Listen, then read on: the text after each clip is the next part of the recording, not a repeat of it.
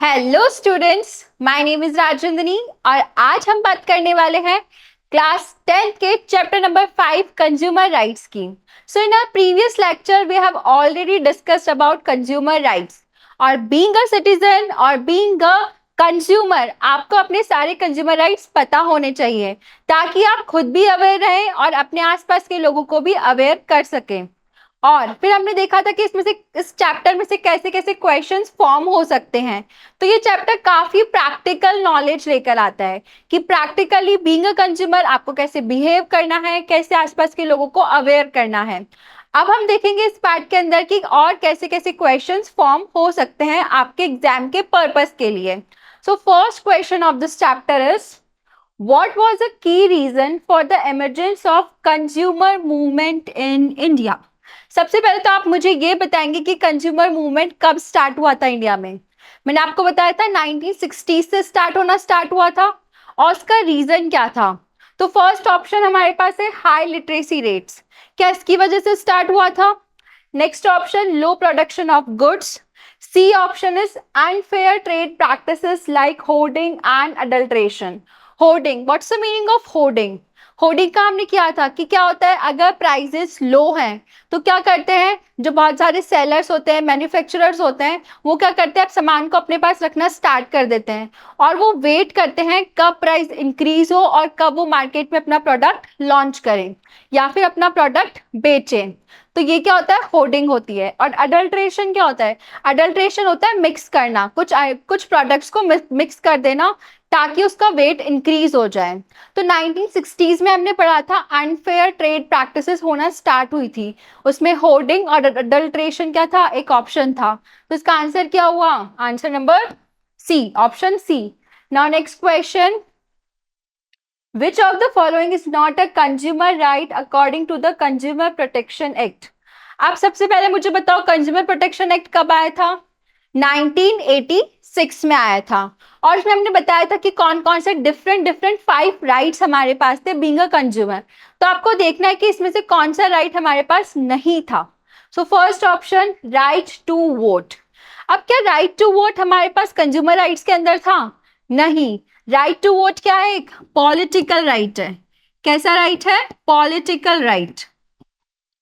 और अगर हम बात करें next option right to choose, तो ये क्या था? कंज्यूमर राइट था। Next right to be informed, ये भी क्या था? एक consumer right. Then D option right to be redressal, ये भी क्या था? Consumer right. तो कौन सा कंज्यूमर राइट नहीं था? So option number A. Now third question, What does the ISI mark on a product signify?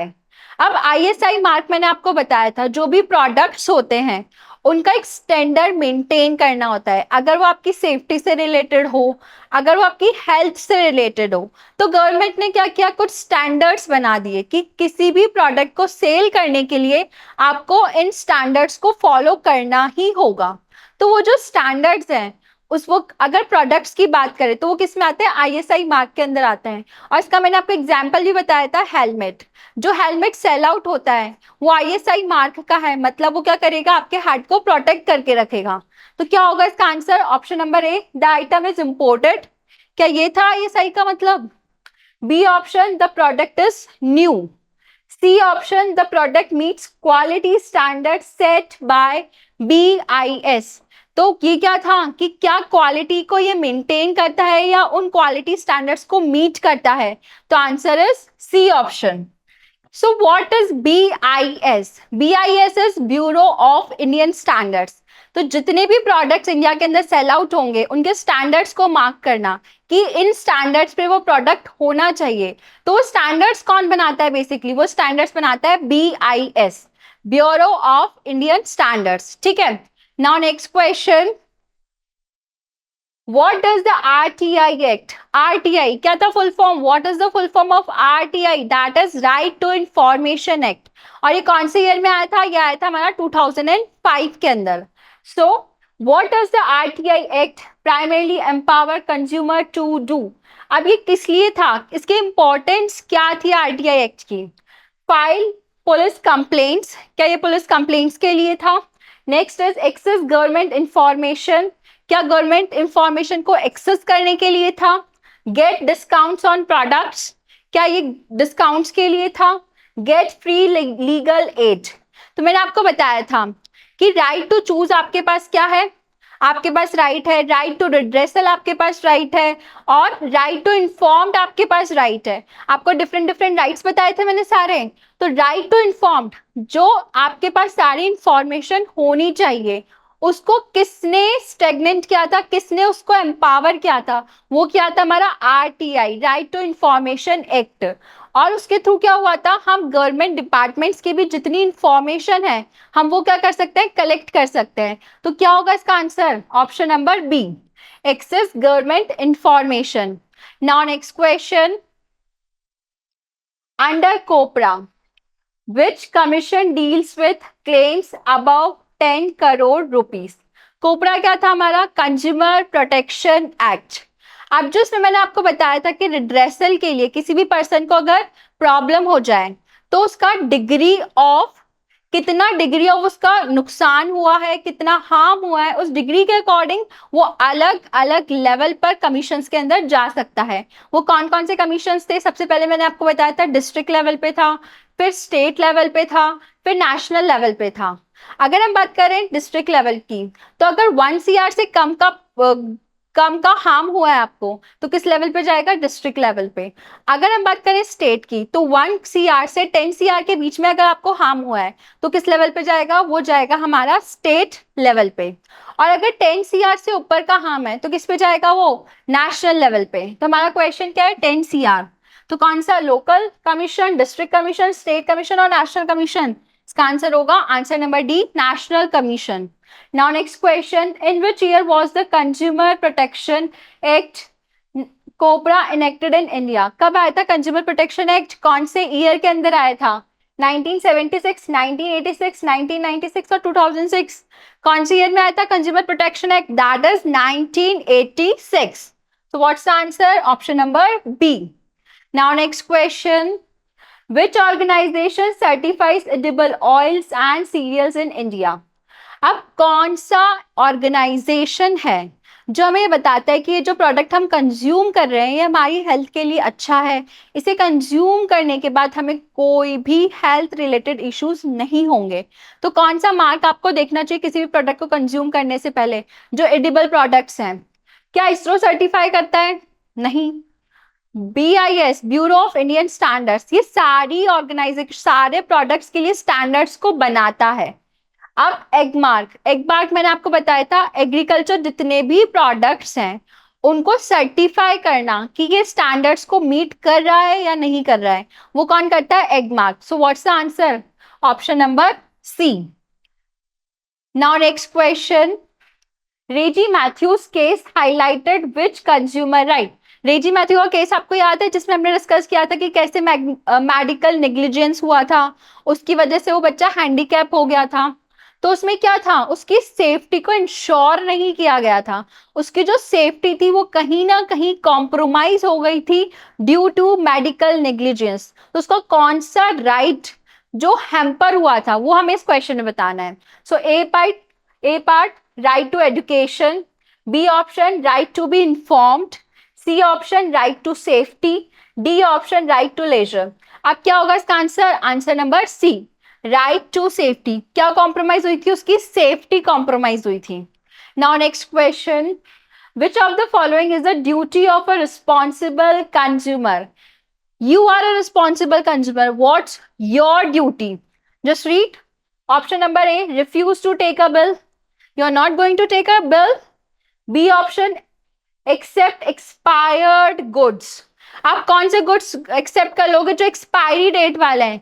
क्या रिस्पॉन्सिबल सिटीजन होते और रिस्पॉन्सिबल कंज्यूमर होते हुए क्या आप एक्सपायर्ड गुड्स कंज्यूम करोगे या उनको एक्सेप्ट भी करोगे? Now C option, check MRP. What's the meaning of MRP? That is maximum retail price. वो प्राइस जिसके ऊपर जो आपको कोई भी प्रोडक्ट सेल आउट होता है उससे ऊपर आपको कोई भी प्रोडक्ट नहीं मिल सकता, वो मैक्सिमम प्राइस है जिसपे सेलर आपको सेल आउट कर सकता है वो प्रोडक्ट। तो आपकी क्या रिस्पॉन्सिबिलिटी है? Check MRP and expiry date before buying. किसी भी प्रोडक्ट को खरीदने से पहले आपकी क्या रिस्पॉन्सिबिलिटी है? उसकी एक्सपायरी डेट चेक करो, उसके एमआरपी चेक करो, उसके बाद उसे खरीदो। तो क्या रिस्पॉन्सिबल सिटीजन और रिस्पॉन्सिबल कंज्यूमर होने के नाते आपकी क्या रिस्पॉन्सिबिलिटी है? तो क्या होगा इसका आंसर? Answer C. और डी क्या है? Buy only foreign products. अगर आप सिर्फ फॉरेन प्रोडक्ट्स को कंज्यूम करते हो तो हमारा जो डोमेस्टिक इंडस्ट्रीज है क्या वो ग्रो कर पाएगी? नहीं कर पाएगी। तो अगर आप अच्छे कंज्यूमर हो, रिस्पॉन्सिबल कंज्यूमर हो, तो आपकी क्या ड्यूटी है कि आप कोई भी प्रोडक्ट लेने से पहले उसकी एमआरपी चेक करो, और क्या चेक करो कि वो एक्सपायर है या नहीं है, एक्सपायरी डेट कब की है, मैन्युफैक्चरिंग कब की है, उसमें क्या की इंग्रेडिएंट्स हैं, क्या इंग्रेडिएंट्स इनको यूज करने से मुझे कोई हेल्थ रिलेटेड इश्यूज तो नहीं होंगे। ये सब आपको क्या करना होता है? चेक करना होता है। Now next question, which of the following logos is associated with jewellery standardisation in India? अब अगर ज्वेलरी अगर आपको खरीदनी है तो आपको कौन सा मार्क देखना है कि ये ज्वेलरी मैं खरीद सकता हूं, इसमें किसी भी तरह की मिलावट नहीं है। तो ऑप्शन नंबर ए क्या है? आईएसआई मार्क देखना है आपको। ऑप्शन नंबर बी है एग मार्क देखना है आपको। सी है हॉलमार्क और डी है प्लस एफ। अब आपको जितने भी मैंने सारे ऑप्शंस बताए, आप सबसे पहले मुझे बताओगे आईएसआई किसके लिए है? आईएसआई होता है हमारा किसी भी प्रोडक्ट के लिए। एग मार्क होता है हमारा एडिबल ऑयल्स के लिए, सीरियल्स के लिए, मतलब एग्रीकल्चर से रिलेटेड जो भी प्रोडक्ट्स है उसके लिए होता है एग मार्क। अब हॉलमार्क मैंने आपको बताया था, अगर आपको कोई भी गोल्ड की ज्वेलरी लेनी है तो आपको कौन सा मार्क देखना है? हॉलमार्क देखना है। और ये प्लस एफ का मतलब क्या था? प्लस एफ का मतलब था फोर्टिफाइड। अगर आपने कोई भी प्रोडक्ट लिया, जैसे राइस की मैं बात करूं, राइस के अंदर अगर ये प्लस एफ लिखा हुआ है, इसका मतलब वो जो राइस है वो फोर्टिफाइड राइस है, मतलब उसके अंदर कोई ना कोई न्यूट्रिशन क्या किया गया है? मिक्स किया गया है, तब लगाते हैं हम plus F. Okay, now next question, what term is used for the process of adding key nutrients to staple foods? ये मैंने आपको बताया था, कोई भी स्टेपल फूड मतलब जो हम ज्यादा क्वांटिटी में कंज्यूम करते हैं, जैसे कि वीट हो गया, राइस हो गया, अगर उसके अंदर क्या है? उसमें ऐड किया है की न्यूट्रिएंट, तो उसको क्या बोलते हैं? व्हाट वी कैन से, कैसा फूड है वो? अभी अभी हमने डिस्कस किया फोर्टिफाइड फूड, और कौन सा लोगो बना होता है उसमें? Plus F. ठीक है, नाउ नेक्स्ट क्वेश्चन, फोर्टिफिकेशन बोलते हैं और लोगो क्या है उसका? प्लस एफ, और you can say fortified food. Okay, now next question, name the international body that has over 200 member organisations working for consumer welfare. अब मैंने आपको बताया था जब 1960s के अंदर हमारे इंडिया के अंदर अलग अलग तरीके से अनफेयर ट्रेड प्रैक्टिसेस हो रही थी, तो उसकी वजह से क्या हुआ था? इंटरनेशनल लेवल पे भी कई सारे सेलर्स जो थे वो क्या कर रहे थे? अलग अलग कंट्रीज के कंज्यूमर्स के साथ कुछ ना कुछ गलत कर रहे थे। अब ऐसा था कि इंटरनेशनल लेवल पे भी रिक्वायर्ड एन ऑर्गेनाइजेशन। सो कौन सी ऑर्गेनाइजेशन फॉर्म हुई थी? What's the name? This we have discussed in a previous part. कौन सी ऑर्गेनाइजेशन थी? Consumer International. कौन सी थी? Consumer International. ठीक है, और अगर मैं नेशनल लेवल पे बात करूं तो कौन सा एक्ट आया था हमारा? कोपरा। और कौन सी ईयर में आया था? 1986 के अंदर आया था। Now next question, which government departments website is mention for consumer affairs in India? आपको कौन सी वेबसाइट पर जाना है? अगर आपके कोई भी कंज्यूमर राइट्स आपको देखने हैं, आपको देखना है कि कौन से स्टैंडर्ड्स फॉलो होते हैं, कौन कौन से कंज्यूमर राइट्स आ रहे हैं, तो आप कौन सी वेबसाइट पर जाओगे? तो कौन सी वेबसाइट पर जाओगे? Ministry of consumer affairs, food and public distribution. आपको कोई भी क्वेरी हो, आपको गवर्नमेंट की कोई भी स्कीम देखनी हो, क्या क्या चल रहा है कंज्यूमर अफेयर के अंदर, आप सब कुछ इस वेबसाइट पर जाकर चेक कर सकते हो।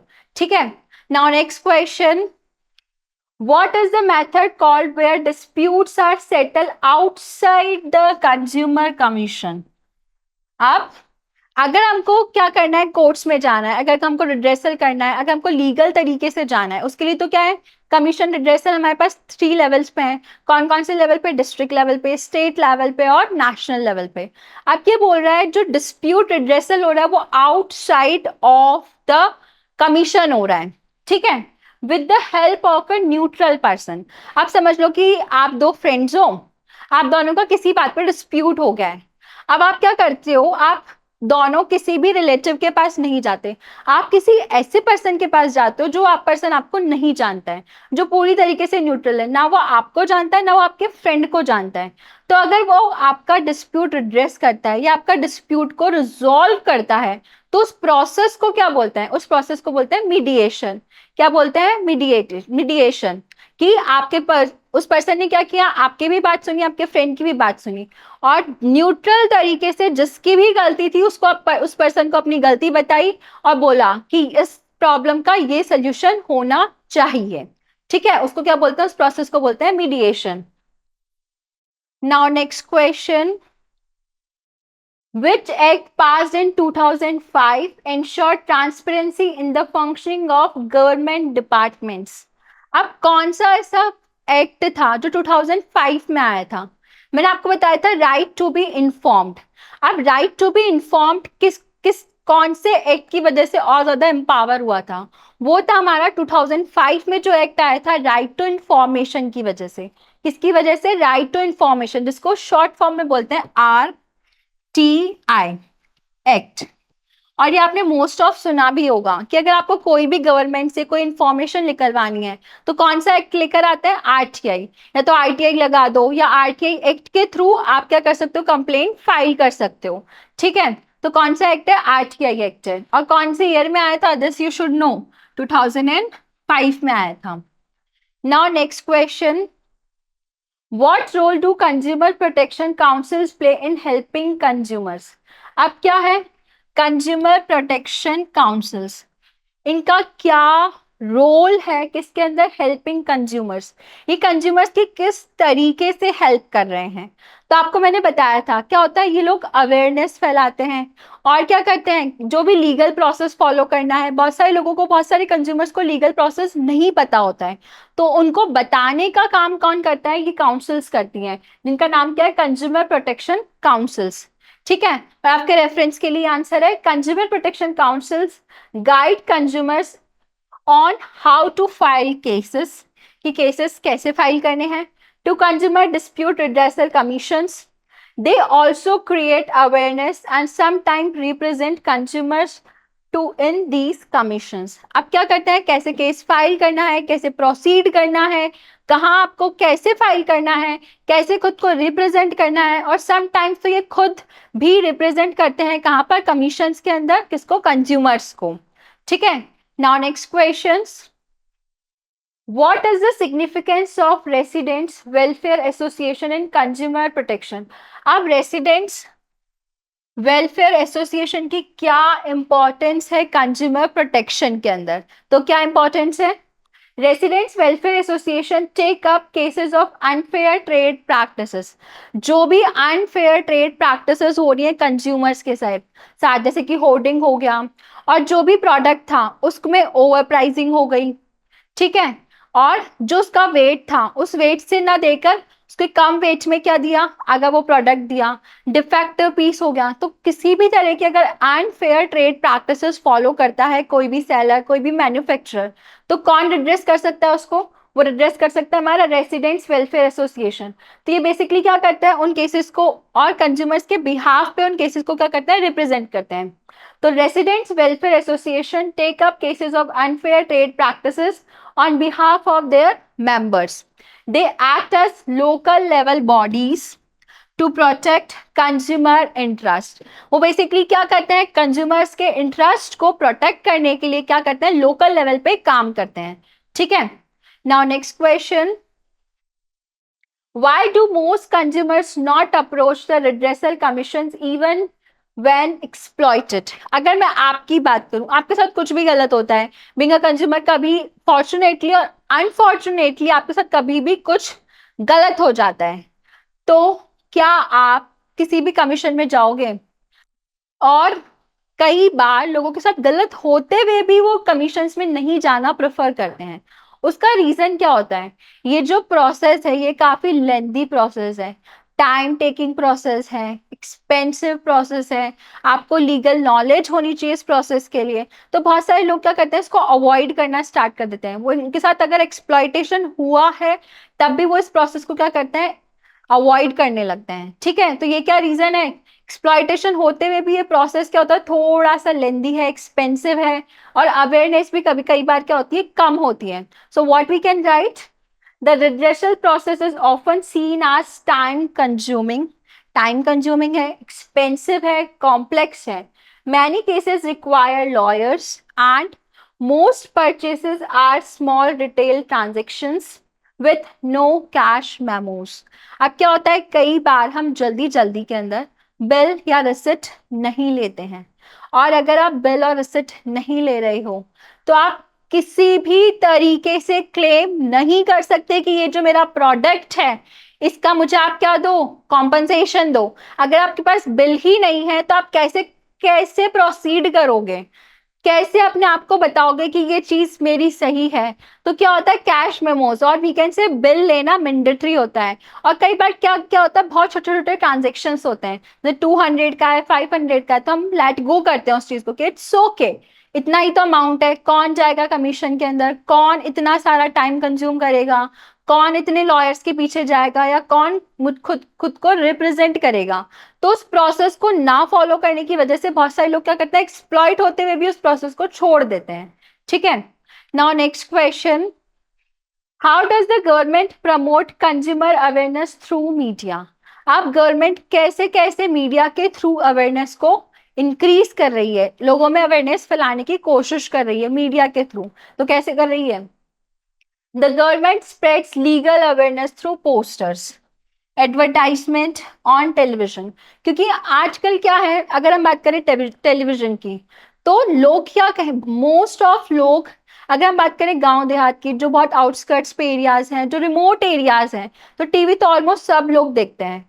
तो अगर टीवी पे हम प्रमोट करना स्टार्ट करें कि आपके साथ इस तरीके का फ्रॉड हो सकता है, स्कैम हो सकता है, इस तरीके से लोग आपको पागल बना सकते हैं, सो वो क्या कर सकते हैं, उन उस तरीके से अगर हम उनको बताएं तो वो क्या हो सकते हैं, अवेयर हो सकते हैं. क्योंकि टेलीविजन का एक्सेस क्या है, ऑलमोस्ट सब जगह पे. तो मीडिया के और किस किस तरीके से पोस्टर्स बना सकते हैं, ठीक है, and other mass media to educate consumers about their rights and complaint procedures. कैसे प्रोसेस फॉलो करना है, किस तरीके से एक्सप्लॉयटेशन हो रहा है, वो सब कुछ क्या करना है, आपको बताना है. ठीक है. Now next question, What is the impact of not issuing cash memos? Cash memos मैंने अभी आपको बताया, बिल. अब क्या बोल रहे हैं, What is the impact? अगर आप बिल ही लेते हो तो कंज्यूमर ट्रांजेक्शन्स में क्या होगा, इन केस अगर आपके साथ कुछ गलत हो जाता है, आपकी हेल्थ में कुछ इश्यूज हो जाते हैं, किसी प्रोडक्ट को यूज करने की वजह से आपको किसी भी तरह का हार्म होता है, तो अगर आपके पास कैश मेमो नहीं है तो आप उसका क्लेम नहीं कर सकते हो. इसलिए ये आपकी कंप्लीटली रिस्पॉन्सिबिलिटी है और आपकी ड्यूटी है कि आप कहीं भी जाओ, क्या करो, सबसे पहले तो खुद भी बिल लो, और आपके आसपास जितने भी लोग हैं उन सबको भी अवेयर करो कि किसी भी प्रोडक्ट को खरीदते वक्त हमको क्या लेना है, क्या इशू करवाना है, बिल इशू करवाना है. ठीक है.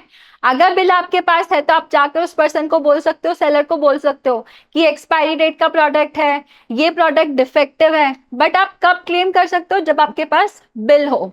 ठीक है. तो क्या लिख सकते हैं, without a cash memo it's becomes difficult for the consumer to produce evidence in case of disputes. अगर डिस्प्यूट हो गया तो आपके पास क्लेम करने के लिए कुछ भी नहीं है, आपके पास कोई एविडेंस ही नहीं है कि मैंने ये प्रोडक्ट खरीदा था, और सेलर बोलेगा कि मैंने प्रोडक्ट बेचा ही नहीं. तो अगर आपके पास बिल है तो आप क्या कर सकते हो, क्लेम कर सकते हो कि ये प्रोडक्ट मुझे सेल किया गया है. ठीक है. This weakens the consumers position when seeking redressal. और ये क्या करेगा, आपकी पोजीशन को वीक कर देगा जब आप कहाँ जाओगे, कमीशंस के अंदर जाओगे. तो ये आपकी रिस्पॉन्सिबिलिटी है, जब भी आप किसी प्रोडक्ट को खरीदने जाओ, बाय करने जाओ, तो उसका क्या लो, कैश मेमो लो और बिल लो. ठीक है. Now next question, explain the role and importance of voluntary consumer organisation in India. अब वॉलंटरी ऑर्गेनाइजेशन मतलब एनजीओ, जो किसके लिए काम कर रही है, कंज्यूमर राइट्स के लिए काम कर रही है. ठीक है. What are their functions and limitations, उनके क्या क्या फंक्शंस हैं और उनकी क्या क्या लिमिटेशंस हैं. तो देखो ये क्वेश्चन 3 पार्ट्स में. सबसे पहले तो आपको क्या बताना है, रोल एंड इम्पोर्टेंस बतानी है, फिर उनके फंक्शंस बताने हैं, फिर आपको लिमिटेशंस बतानी है। तो इस क्वेश्चन में आपको तीन चीजें एड्रेस करनी है। सबसे पहले तो उनका रोल क्या है, उनकी इंपॉर्टेंस क्या है एनजीओ की जो कंज्यूमर राइट्स के फील्ड में वर्क कर रही हैं, और उनके फंक्शंस क्या क्या है, क्या क्या वर्क वो कर रही हैं। नेक्स्ट उनकी लिमिटेशंस क्या है। ठीक है, तो सबसे पहले हम स्टार्ट करते हैं रोल एंड इम्पोर्टेंस की। क्या उनका रोल और इम्पोर्टेंस है, तो क्या है, voluntary consumer organization act as the bridge between individual consumer and consumer courts. सबसे पहले क्या होता है, बहुत सारे लोगों को अवेयरनेस नहीं है, तो लोगों को अवेयर करने के लिए एज अ ब्रिज वर्क करती है कि आपको किस तरीके से प्रोसीड करना है, क्या क्या प्रोसेस फॉलो करना है, किस किस तरीके से आपको खुद को रिप्रेजेंट करना है, कैसे आपको केस को फाइल करना है।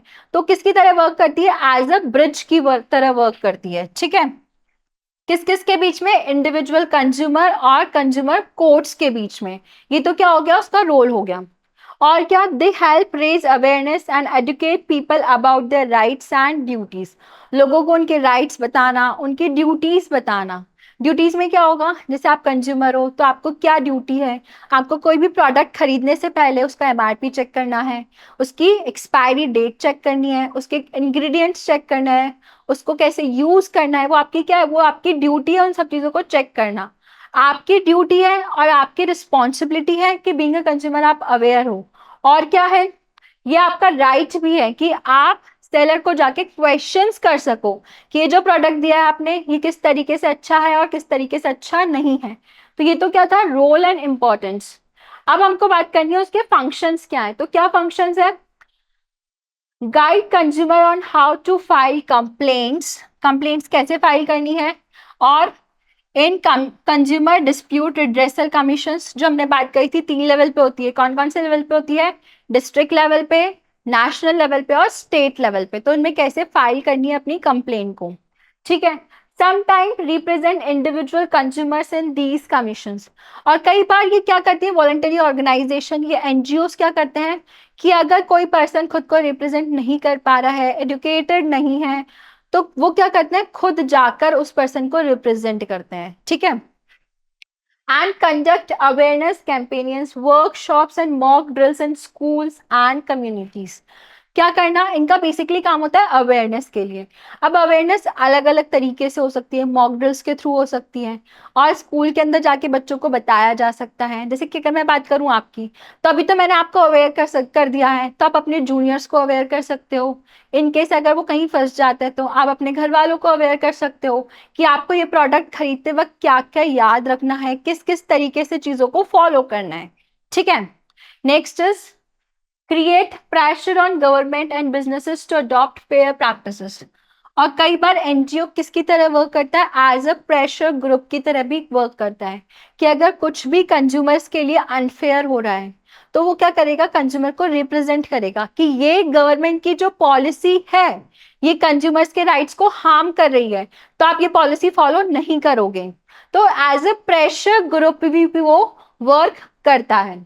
ठीक है, receive financial assistance from the government to promote consumer awareness। और क्या होता है कि जो भी फाइनेंशियल असिस्टेंस मिलती है उनको कहाँ से मिलती है, गवर्नमेंट से मिलती है कि आप लोगों को क्या करो, अवेयर करो, ताकि उनके साथ किसी भी तरह का स्कैम ना हो सके। अगर मैं बात करूं अभी के टाइम की, अभी कौन सा स्कैम चल रहा है, अभी चल रहा है ई स्कैम। अभी हम देखते हैं कि हम ऑनलाइन बहुत सारे ट्रांजेक्शन्स करते हैं, उसके अंदर कितने सारे स्कैम्स होते हैं।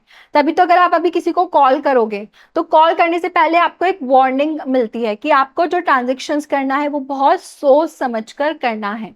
ठीक है, okay, now next part, what are the limitations. अब इन एनजीओस की, इन वॉलंटरी ऑर्गेनाइजेशन की क्या लिमिटेशंस हैं। ठीक है, only 50-60 out of 2000 groups are well organized and effective. क्या है, हमारे पास 2000 एनजीओस तो वर्क कर रही हैं, वॉलंटरी ऑर्गेनाइजेशंस वर्क कर रही हैं, बट वो उतनी ज्यादा इफेक्टिव नहीं है। ठीक है, वेल ऑर्गेनाइज्ड नहीं है, ये क्या है, उसकी एक लिमिटेशन है। Next, limited outreach in rural and remote areas. Outreach means वो बहुत कम एरियाज में पहुंच पाई है, बहुत कम रूरल एरियाज के अंदर पहुंच पाई है, और जो आउटस्कर्ट्स होते हैं वहां पर वो नहीं जा पाई हैं। तो क्या है, इनका जो वर्किंग एरिया है, वर्किंग स्फेयर है, वो बहुत क्या है, लिमिटेड है। ठीक है, lack of train volunteers and legal support in smaller organization. अब इनके पास ट्रेन वॉलंटियर्स नहीं है, इनको पता नहीं है वॉलंटियर्स को काम क्या करना है, कैसे करना है, कैसे लोगों को अवेयर करना है, किस तरीके से मॉक ड्रिल को ऑर्गेनाइज करना है, क्या क्या क्वेश्चनिंग करनी है, क्या क्या जाकर लोगों को बात करनी है। तो ट्रेन वॉलंटियर्स की बहुत ज्यादा कमी है। often not taken seriously due to lack of recognition और formal authority।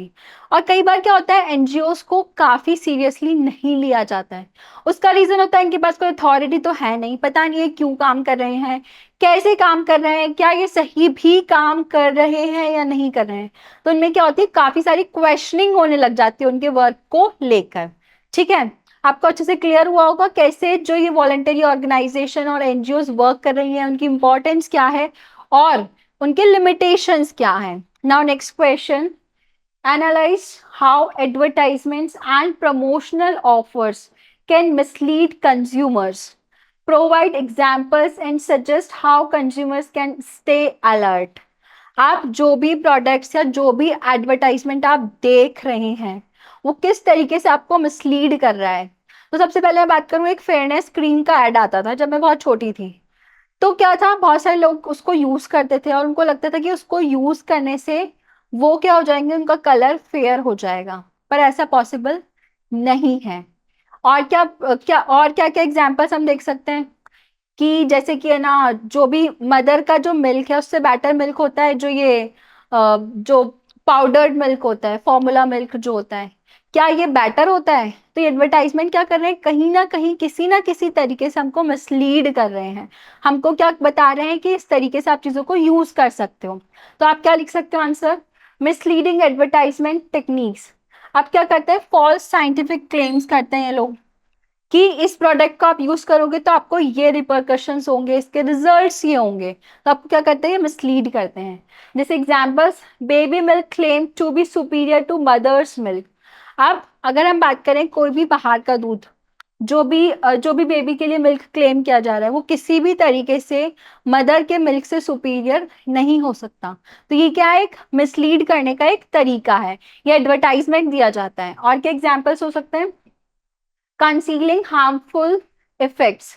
आप जैसे कि कोई भी प्रोडक्ट हम यूज कर रहे हैं, जो टोबैको यूज कर रहे हैं, अल्कोहल यूज कर रहे हैं, उसके क्या क्या साइड इफेक्ट्स हो सकते हैं, उनको कंसील कर लिया जाता है, उन्हें लोगों को बताया ही नहीं जाता है। अगर आप, अब आपके पास क्या है, right to be informed, right to safety, क्या है आपका राइट है। तो जो भी प्रोडक्ट आप यूज कर रहे हो वो आपके लिए कितना सेफ है और कितना ज्यादा आपको उसको यूज करने से क्या आपके साथ गलत हो सकता है, आपकी हेल्थ कैसे कॉम्प्रोमाइज हो सकती है, कैसे हार्म हो सकती है, वो सब क्या करना पड़ता है, उनको उस प्रोडक्ट पर बताना होता है। ठीक है, तो क्या करता है, आप कंसील नहीं कर सकते। जैसे कि टोबैको प्रोडक्ट पर अगर कैंसर, आपको कैंसर से रिलेटेड वार्निंग्स लिखनी होती है कि इसको यूज करने से लोगों को क्या हो सकता है, कैंसर हो सकता है। अब attracting buyers with fake contest, आप क्या बोला कि आप ये प्रोडक्ट लो, आपको क्या मिलेगा, इसके साथ ऑफर मिलेगा। तो क्या करते हैं लोग, स्क्रैच करते हैं और जो भी उनको वो प्रोडक्ट है उसके साथ आपको ये फ्री मिलेगा। तो क्या करते हैं, एडवर्टाइजमेंट इतनी अट्रैक्टिव होती है लोगों को अट्रैक्ट करने के लिए, लोगों को ट्रैप करने के लिए। ठीक है, अब एग्जाम्पल्स क्या हो सकते हैं, powder milk falsely advertised as better than mother's milk. ठीक है, cigarette companies resisted warnings about cancer risk. वो कैंसर रिस्क को क्या करती है, प्रमोट नहीं करना चाहती है कि हमारा प्रोडक्ट यूज करके लोगों को कैंसर हो सकता है, वो ये क्या होता है, ये बात नहीं बताना चाहती लोगों को। ठीक है, now buy shoes worth 2000 and get 500 pair free. अब ये क्या है, लोगों को ट्रैप करने का एक तरीका है। कैसे, आप 2000 का प्रोडक्ट खरीदो, आपको 500 रुपीज का प्रोडक्ट क्या मिलेगा, फ्री मिलेगा। जबकि वो फ्री नहीं होता है, वो क्या होता है, उन्होंने एक कॉम्बो बना रखा है। तो ये मिसलीड कर रहे हैं आपको कि आपको एक ही प्रोडक्ट चाहिए, पर आप क्या करोगे, उस कॉम्बो के चक्कर में आप दो प्रोडक्ट्स खरीद लोगे। ठीक है, अब एक्चुअल जो प्राइस थी उससे भी क्या कर दिया आपने, 500 रुपीज ज्यादा पे कर दिए। तो ये क्या होता है, कॉम्बो बनाकर आपको मिसलीड किया जाता है। तो how consumers can stay alert, आप कैसे अलर्ट रह सकते हैं? तो कैसे रह सकते हैं? Always verify claims through trusted sources. अब आपको क्या करना है, कोई भी प्रोडक्ट खरीदते हुए उस पे क्या देखना है, ब्यूरो ऑफ इंडियन स्टैंडर्ड्स, जो BIS है उसके स्टैंडर्ड्स को देखना है। अगर आप कोई प्रोडक्ट खरीद रहे हो उस पे क्या देख सकते हो, ISI मार्क देख सकते हो। और अगर कोई भी एडिबल प्रोडक्ट देख रहे हो उस पे एग मार्क चेक करोगे, तो आपको क्या पता चलेगा कि ये जो स्टैंडर्ड्स फॉलो कर रहा है, ये स्टैंडर्ड्स फॉलो करना है, मतलब हम इस चीज को कंज्यूम कर सकते हैं, इस चीज को यूज कर सकते हैं, इस चीज को बाय कर सकते हैं। तो कैसे अलर्ट रह सकते हो, आपको क्या करना है, स्टैंडर्ड्स को चेक करना है। और कैसे स्टैंडर्ड्स को चेक कर सकते हो, लोगोस को चेक करके, ठीक है। Next, read the fine print on offers. आप किसी भी प्रोडक्ट को खरीदो, उसका जो ऑफर है उसको कंप्लीटली और ढंग से पढ़ो कि उसमें लिखा क्या है, क्या पॉइंट्स है उसके अंदर, ठीक है, पॉइंटर्स रीड करो। Compare similar products across brands. अब जैसे आपके पास 4 प्रोडक्ट्स हैं, अगर आप शैम्पू लेने गए, अब आपको एग्जैक्टली कौन सा प्रोडक्ट चाहिए, आपकी रिक्वायरमेंट क्या है, आपको सिल्की हेयर चाहिए, आपको शाइनी हेयर चाहिए, आपको डेंड्रफ फ्री चाहिए, तो आप क्या करो, जितने भी ब्रांड्स के आपके पास ऑप्शंस हैं उनको चेक करो, और आपकी रिक्वायरमेंट्स और आपके पैसों के ऊपर, आपके पास जितना भी मनी है उसके अंदर कौन सबसे अच्छा प्रोडक्ट है, आप उसको देखो, उसको चेक करो, फिर जाके आप किसी प्रोडक्ट को क्या करो, बाय करो, ठीक है। Avoid impulse buying based on emotional appeal in ads. अब इम्पल्सिव मत हो कि इस प्रोडक्ट के अंदर इस पर्सन ने या इस एक्टर ने ये चीज यूज करी है, इसको यूज करने से इसको ये फायदा हुआ है, तो ये सेम फायदा मुझे होगा, ये सेम प्रॉफिट मुझे हो जाएगा। तो आपको क्या करना है, इतनी इम्पल्सिव शॉपिंग नहीं करनी है। Use your brain before buying anything, okay. Now next question, what responsibilities do producers and the government have to ensure consumer safety? अब अगर गवर्नमेंट की बात करें तो गवर्नमेंट कैसे इंश्योर करेगी कंज्यूमर्स की सेफ्टी को? एक्सप्लेन विथ एग्जांपल्स, ठीक है। कैसे कर सकती है? Producers responsibility. अब सबसे पहले क्या होता था 1960s 1970s के टाइम पे, कि ये कंप्लीटली किसकी रिस्पॉन्सिबिलिटी है, किसी भी प्रोडक्ट को खरीदते वक्त वो डिफेक्टिव है या नहीं है, ये सब कुछ चेक करने की रिस्पॉन्सिबिलिटी थी कंज्यूमर की। पर जो प्रोडक्ट बना रहा है, जो प्रोड्यूस कर रहा है, उसकी भी तो रिस्पॉन्सिबिलिटी है। जो प्रोडक्ट वो कंज्यूमर्स को दे रहा है, क्या वो स्टैंडर्ड्स को फॉलो कर रहा है या नहीं कर रहा है, उसको कंज्यूम करने से हमको कोई हेल्थ डिफेक्ट तो नहीं हो सकते, हमारी हेल्थ कॉम्प्रोमाइज तो नहीं हो सकती। तो गवर्नमेंट ने क्या किया, ये प्रोड्यूसर्स की भी रिस्पॉन्सिबिलिटी है कि वो जो भी प्रोडक्ट लॉन्च कर रहे हैं वो एक स्टैंडर्ड्स को फॉलो करें, उनको यूज करने से किसी भी कंज्यूमर को किसी भी तरीके की हार्म ना हो। तो क्या हो सकता है, ensure their goods and services are not hazardous. Hazardous means वो आपकी हेल्थ को कॉम्प्रोमाइज ना करें, तो ये प्रोड्यूसर्स की रिस्पॉन्सिबिलिटी है। Follow mandatory safety regulations. आप सेफ्टी रेगुलेशंस कैसे, जैसे कि अगर हम बात करें, आपके टैबलेट्स की बात करें, तो अगर वो टैबलेट्स आपको सेल कर रहे हैं तो वो एक्सपायरी डेट की नहीं होनी चाहिए, उसमें जो सोल्यूशन यूज हुआ है वो इक्वल प्रपोर्शन में, या वो जिस प्रपोर्शन में होना चाहिए वो सेम प्रपोर्शन के अंदर उसके अंदर हो। तो जो भी प्रोडक्ट वो दे रहे हैं और उसके अंदर सेफ्टी स्टैंडर्ड्स फॉलो हो रहे हैं या नहीं हो रहे हैं, ये इंश्योर करना। और क्या कर इंश्योर करना, जैसे कि safety valve in pressure cookers. Pressure cooker की बात करें तो आपको पता है उसमें सेफ्टी वॉल्व कितना ज़्यादा इंपॉर्टेंट है। अगर उसको अच्छे से यूज़ नहीं किया तो आपकी हेल्थ को क्या कर सकता है, वो किसी भी तरह का एक्सीडेंट हो सकता है आपका उसके साथ में। तो उस चीज़ को इंश्योर करना, सेफ्टी वॉल्व्स को इंश्योर करना प्रेशर कुकर के, ठीक है। Now next part, provide clear and accurate instructions. Instructions देना, वार्निंग्स देना। जैसे कुछ प्रोडक्ट्स होते हैं जिनको आप, जैसे कि बहुत सारी क्रीम्स आप यूज करते हो तो उसमें लिखा होता है कि आपको जो आपका जो आई एरिया है इससे आपको दूर रखना है। कुछ प्रोडक्ट्स पे लिखा होता है कि इनको बच्चों की रीच से दूर रखना है।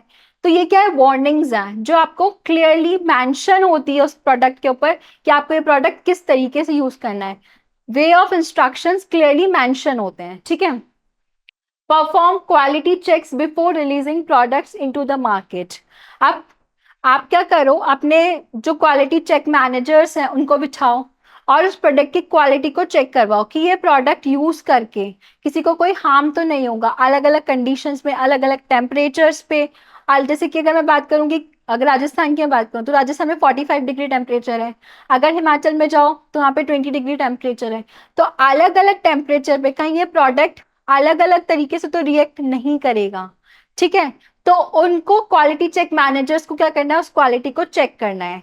ओके, नाउ और क्या रिस्पॉन्सिबिलिटीज है, गवर्नमेंट की रिस्पॉन्सिबिलिटी क्या है, monitor and enforce compliance with safety laws. अब गवर्नमेंट की क्या रिस्पॉन्सिबिलिटी है कि वो प्रोड्यूसर्स को चेक करें कि जो भी रोल्स एंड रिस्पॉन्सिबिलिटीज प्रोड्यूसर्स को दी गई है वो अच्छे से फॉलो हो रही है या नहीं हो रही है। तो ये कौन चेक करेगा, ये चेक करेगी government. Punish violations through consumer commissions and regulatory bodies. आप क्या कर सकते हैं, पनिश कर सकते हैं, उनका लाइसेंस कैंसिल कर सकते हैं अगर वो गलत तरीके से चीज़ों को यूज़ कर रहे हैं, अगर वो गलत प्रोडक्ट्स बना रहे हैं उन पे फाइन इम्पोज कर सकते हैं, बहुत सारी कंपनीज पे फाइन इम्पोज होता है अगर वो सेफ्टी स्टैंडर्ड्स को फॉलो नहीं कर रहे हैं तब, ठीक है। Certified products through BIS, Agmark, hallmark. तो ये क्या है, स्टैंडर्ड्स है, इंडियन स्टैंडर्ड्स है जिनको किसी भी प्रोडक्ट को लॉन्च करने से पहले आपको इन स्टैंडर्ड्स पे चेक करना है। गवर्नमेंट को इंश्योर कर सकती है कि कोई भी प्रोडक्ट अगर लॉन्च हो वो इन स्टैंडर्ड्स क्या करे, फॉलो करे। कोई भी कंपनी अपना अगर प्रोडक्ट लॉन्च कर रही है, जैसे अगर एडिबल कर रही है तो उसकी रिस्पॉन्सिबिलिटी है कि वो ये चेक करे कि ये सारे स्टैंडर्ड्स को फॉलो कर रही है या नहीं कर रही है, ठीक है। Create awareness campaigns and support consumer protection bodies. जो भी प्रोटेक्शन बॉडीज है उनको क्या कर सकती है गवर्नमेंट, सपोर्ट कर सकती है फंड्स के थ्रू, लॉस के थ्रू, उन्हें बता सकती है कि आपका राइट है। वॉलंटरी ऑर्गेनाइजेशंस को क्या कर सकती है, उनके कैंपेनियन ऑर्गेनाइजेशन कर सकती है, मॉक ड्रिल्स ऑर्गेनाइज कर सकती है और एडवर्टाइजमेंट दे सकती है कि किस किस तरीके से लोगों को अवेयर किया जा सके और बताया जा सके कि क्या क्या आपके राइट्स हैं, ठीक है। ये हमने डिस्कस किया कैसे कैसे गवर्नमेंट अपनी रिस्पॉन्सिबिलिटी कर सकती है, इंश्योर कर सकती है किस लिए, कंज्यूमर राइट्स के लिए। और क्या कर सकती है, जैसे रेजी मैथ्यू था, उसके केस में क्या होता, मेडिकल नेग्लिजेंस हुई थी, उसकी वजह से उसको क्या हुआ था, उसको लाइफ टाइम के लिए वो हैंडीकैप हो गया था, उसको जो एनेस्थीसिया लगा था वो क्या लगा था, वो एक्सपायरी डेट का लग गया था, ठीक है। तो defective safety valve in pressure cookers आप could lead to serious accidents. और क्या प्रॉब्लम्स होती है, फॉल्टी हाई राइज बिल्डिंग्स और अनसेफ LPG सिलेंडर। अब जैसे होता है कई बार अगर हम देखते हैं बिल्डिंग्स काफ़ी ऊंची ऊंची बिल्डिंग्स होती है जिसमें बहुत ज़्यादा रिस्क होता है, तो अगर वो किसी भी तरीके से वो स्टैंडर्ड्स को फॉलो नहीं कर रही है, उसमें जो प्रोडक्ट यूज हुआ है वो अच्छी क्वालिटी का प्रोडक्ट नहीं है, तो वो बिल्डिंग गिर सकती है। और LPG सिलेंडर अगर वो ISI मार्क्ड नहीं है तो गवर्नमेंट क्या इंश्योर कर सकती है कि सब ये स्टैंडर्ड्स को फॉलो करें, सारे इंडियन स्टैंडर्ड्स को फॉलो करें जो BIS ने क्या किए हैं, सर्टिफाइड किए हैं, ठीक है। Now next question, discuss the importance and limitation of product certification marks like ISI, Agmark and hallmark. Why are these significant for consumers. अब ये बोल रहा है कि इनकी इंपॉर्टेंस और लिमिटेशन बताओ। First part of the question is importance and limitations of these logos and why are they significant for consumers. Significant means why they are important for consumers. तो आपको क्या बताना है, इंपॉर्टेंस और लिमिटेशंस बतानी है। आप देखो कोई भी इंडियन स्टैंडर्ड्स को फॉलो कर रहा है, स्टैंडर्ड्स को फॉलो कर रहा है मतलब वो क्या है, आपको सेफ कर, आपको यूज करने के लिए क्या है, सेफ है, तो इसकी क्या हो गई, एक इंपॉर्टेंस हो गई। तो इंपॉर्टेंस ऑफ सर्टिफिकेशन मार्क्स, जैसे कि बात करूं ISI की, तो फुल फॉर्म क्या होता है ISI का, Indian standards institute certifies industrial and electrical goods. अगर आपको कोई भी इलेक्ट्रिकल गुड लेना है, किसी भी प्रोडक्ट इलेक्ट्रिक गुड परचेज करना है, तो आप उस पर कौन सा मार्क देखोगे, ISI मार्क देखोगे। जैसे कि आपको हेलमेट लेना है तो कौन सा मार्क होना चाहिए, वो ISI सर्टिफाइड होना चाहिए, ठीक है। एग मार्क, एक बार क्या है, certified food products like edible oils and cereals. अगर आपको कुछ भी खाने की चीज लेनी है वो किससे सर्टिफाइड होनी चाहिए, वो एग मार्क से सर्टिफाइड होनी चाहिए। नेक्स्ट हॉलमार्क, हॉलमार्क क्या होता है, ये प्योरिटी को इंश्योर करता है, किसकी प्योरिटी को इंश्योर करता है, गोल्ड की प्योरिटी को इंश्योर करता है, ठीक है। तो ensures purity and standard of gold and jewellery. और F+F लोगो, +F लोगो क्या होता है, फोर्टिफाइड फूड आइटम्स के लिए यूज होता है, ठीक है। तो आपको ये क्या है, सर्टिफिकेशन मार्क्स है जो आप कब देख सकते हो, आप किसी भी प्रोडक्ट को बाय करने से पहले ये मार्क्स देख सकते हो कि ये मार्क्स कैसे वर्क करेंगे, ये स्टैंडर्ड्स फॉलो हो रहे हैं उस प्रोडक्ट पे या नहीं हो रहे हैं, ये क्या इनकी इंपॉर्टेंस है। और इनके बेनिफिट्स क्या हैं, ये प्रोडक्ट की क्वालिटी और सेफ्टी को क्या करता है, इंश्योर करता है और build trust in the brand and product. अगर आप उस सेफ्टी को फॉलो कर रहे हो तो कंज्यूमर्स के अंदर आपका क्या होगा, आपका ट्रस्ट बिल्ड होगा। जैसे बड़ी बड़ी कंपनी जैसे टाटा है और रिलायंस इंडस्ट्री है, तो इनके प्रोडक्ट्स अगर हम यूज करते हैं तो हमारा क्या ट्रस्ट है इनके ऊपर कि ये जो प्रोडक्ट्स अगर लेकर आएंगे तो इनका क्या होगा, क्वालिटी मेंटेन होंगी, सेफ होंगे हमारे यूज के लिए। ठीक है। Protects health by certifying food medicine and essential goods. और क्या करता है, आपकी हेल्थ को प्रोटेक्ट करता है। इनकेस अगर आपने एगमार्क वाले अगर कोई भी चीज ली है तो आपकी हेल्थ को क्या करेगा, वो प्रोटेक्ट करेगा, क्योंकि वो स्टैंडर्ड्स को क्या कर रहा है, फॉलो कर रहा है। ठीक है। Help in redressal cases if a certified product fails standards। In case अगर वो प्रोडक्ट जो आप यूज कर रहे हो वो स्टैंडर्ड्स को फॉलो नहीं करता है तो आप क्या कर सकते हो, गवर्नमेंट के पास जाकर क्लेम कर सकते हो, उनके कमीशंस में जाके क्लेम कर सकते हो कि ये क्या था, ये लोगोस पे लगा हुआ था, स्टिल वो स्टैंडर्ड्स को फॉलो नहीं कर रहा है।